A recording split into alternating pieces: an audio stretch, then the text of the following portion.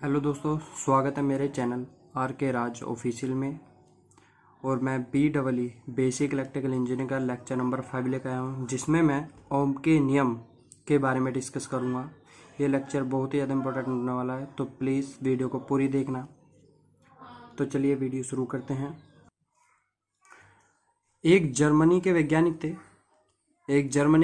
थे George Simon ओम।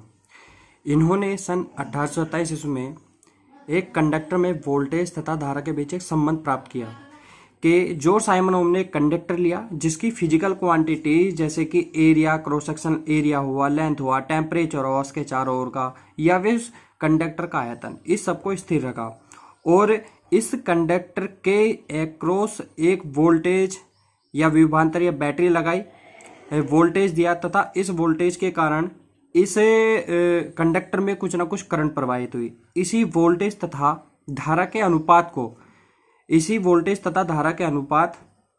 के मान का जो मान प्राप्त हुआ है वो एक स्थिर मान प्राप्त हुआ है, इसलिए वोल्टेज तथा धारा का अनुपात एक नियतांक है। अब हम ओम के नियम की डेफिनेशन देखते हैं। डेफिनेशन क्या है? तो डेफिनेशन मैंने लिख दिया है, जिसमें लिखा है कि यदि किसी चालक की भौतिक अवस्था जैसे चालक का अनुप्रस्थ काट का क्षेत्रफल, चालक की लंबाई, तापमान, दाब, आयतन आदि में परिवर्तन ना करे तो चालक के सिरों पर लगाए गए विभवांतर तथा चालक में बहने वाली धारा का अनुपात सदैव स्थिर होता है। तो V/I वोल्टेज तथा धारा का जो अनुपात है वह एक स्थिर मान होगा, जिसे हमने स्थिरांक कहा। स्थिरांक, यही जो हमारा स्थिरांक होता है, स्थिर मान होता है, जो नियतांक होता है वह हमारा प्रतिरोध होता है, जिसे R से प्रदर्शित करते हैं। इसे हम प्रतिरोध कहते हैं। ओम के नियम में V/I बराबर नियतांक या स्थिर मान, ये तो आपने पढ़ा है। लेकिन ओम का नियम दो कंडीशनों को प्रदर्शित करता है, जो कि पहली कंडीशन कुछ इस प्रकार है। यह हमारी पहली कंडीशन है, V/I। अब V/I ये हमें बताता है ओम का नियम कि जब हम बैटरी को लगाते हैं कंडक्टर के अक्रॉस तो उसमें कुछ ना कुछ धारा प्रवाहित होती है। तो V/I, अब ये जो प्रोपोर्शनल है इसे हटाएंगे, इसे हटाने पर हम कोई कांस्टेंट लगाएंगे, तो कांस्टेंट हमने R लगा दिया, और यही जो R है ये है इस परिपथ का या इस कंडक्टर का प्रतिरोध, जो कि V/I के मान से एक स्थिर मान प्राप्त होता है। यही स्थिर मान हमारा क्या होता है? कांस्टेंट, जिसे हम R कहते हैं तथा जिसका मात्रक होता है ओम, तथा जिसे प्रतिरोध कहते हैं।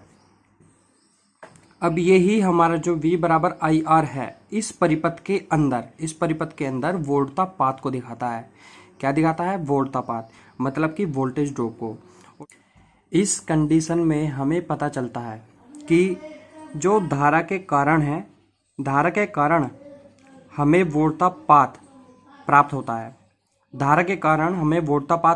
है। इस परिपथ के अंदर जो वोल्टता पात है वो धारा के कारण प्राप्त होता है। इसलिए यह रूल हमारा एकदम करेक्ट रूल है।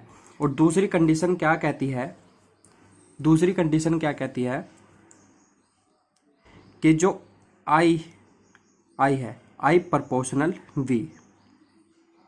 अब ये है कि वोल्टेज के परिवर्तन करने पर, वोल्टेज को घटाएंगे बढ़ाएंगे तो हमें धारा की वैल्यू, इस परिपथ में धारा की वैल्यू घटेगी और बढ़ेगी, ये दिखाई देता है।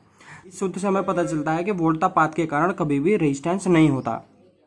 केवल इस सूत्र से हमें पता चलता है कि वोल्टेज में परिवर्तन करते हैं तो धारा में परिवर्तन होगा। तो अब हम इस प्रोपोर्शनल को हटाएंगे, तो प्रोपोर्शनल को हटाने के बाद 1/R, जो कि R एक कांस्टेंट है।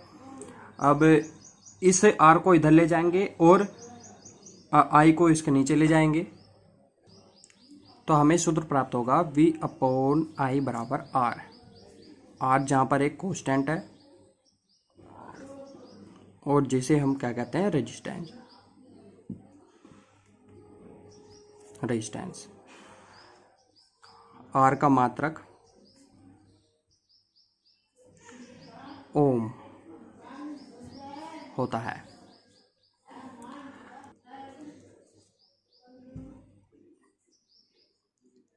एग्जाम्पल के तौर पर हम लेते हैं कि कोई एक कंडक्टर है कोई एक कंडक्टर है जिसके एक्रॉस हमने एक बैटरी लगाई है प्लस माइनस, और इसमें कुछ ना कुछ करंट प्रवाहित हो रही है आई।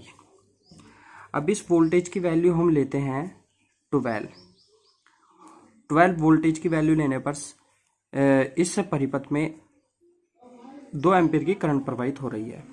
तो हम ओम के नियम से देखते हैं V अपॉन आई बराबर, V की वैल्यू हमारी 12, आई की वैल्यू 2, तो 2 छिका 12, 6 हमारा रेजिस्टेंस आया, क्योंकि V अपॉन आई कॉन्स्टेंट होता है जिसे हमने R माना, तो ये हमारा जो R है वो छाया।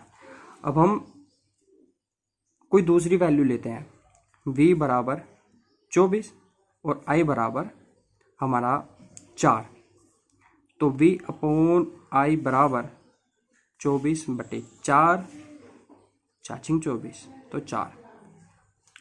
तो ओम ने यही देखा कि जो हमारा V अपॉन आई का जो अनुपात है वो एक समान, मतलब कि एक स्थिर मान आ रहा है। तो अब हम देखते हैं ग्राफिकल रिप्रेजेंटेशन। अब हम देखेंगे ग्राफिकल रिप्रेजेंटेशन। यहाँ जो एक्स एक्सिस है इस पर मानते हैं हम वोल्टेज, और जो वाई एक्सिस है इस पर मानते हैं हम करंट ऊपर, और इधर को हमने वोल्टेज। अब ये जो हमने उदाहरण लिया था इसी को हम रिप्रेजेंट करेंगे, वोल्टेज 12, 24, 2, 4। अब यहाँ देखा कि वोल्टेज का 12 मान और करंट की 2 वैल्यू, ऐसी वोल्टेज की 24 वैल्यू पर करंट की 4 वैल्यू। तो यहाँ जो बिंदु हैं ऐसे ही और बढ़ाएंगे तो हमें बिंदु कुछ ना कुछ एक क्रॉस पॉइंट प्राप्त होंगे। अगर हम इन क्रॉस पॉइंट को मिलाएं तो हमें एक स्ट्रेट लाइन प्राप्त होगी। तो ओम के नियम में हमें पता चलता है कि वोल्टेज तथा धारा के अनुपात से हमें जो वैल्यू प्राप्त होती है रेजिस्टेंस की, वो एक कांस्टेंट प्राप्त होती है, एक स्थिर मान प्राप्त होता है। तो ग्राफिकल रिप्रेजेंट में भी हमें यही दिखता है। तो इस समय पता चलता है कि ओम का नियम बिल्कुल सत्य है। तो अगर आपको मेरा लेक्चर पसंद आया हो, मेरी इन्फॉर्मेशन अच्छी लगी हो लेक्चर में, तो मेरे लेक्चर को लाइक ज़रूर करना, मेरी वीडियो को लाइक ज़रूर करना, और कमेंट करके बताना आपको लेक्चर कैसा लगा, और मेरे चैनल को सब्सक्राइब ज़रूर कर लेना ऐसी वीडियो देखने के लिए, और अपने दोस्तों को ये वीडियो शेयर ज़रूर करना। हम मिलते हैं नेक्स्ट वीडियो में, बाय।